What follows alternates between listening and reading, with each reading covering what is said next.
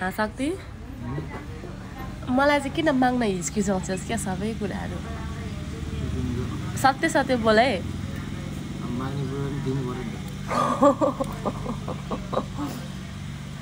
भन्नु मतलब मैले भनेको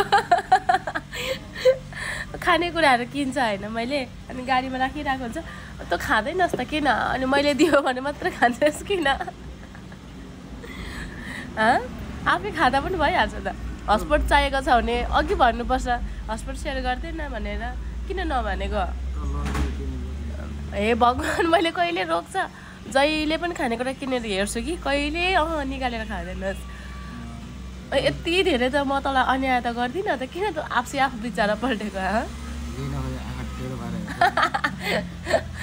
अनि आँखा यस्तो यस्तो हेर्न पनि मिल्दैन र मैले मिठाईहरू किनेर खानेकुराहरू कति किनेर हेर्नु नसोधी खाँदैन नसोधी होइन यसले खाँदैन मैले ला भनेर दियो भने मात्रै खान्छ क्या इमान्दारी भन्नु कि यो लाटा भन्ने कि के हो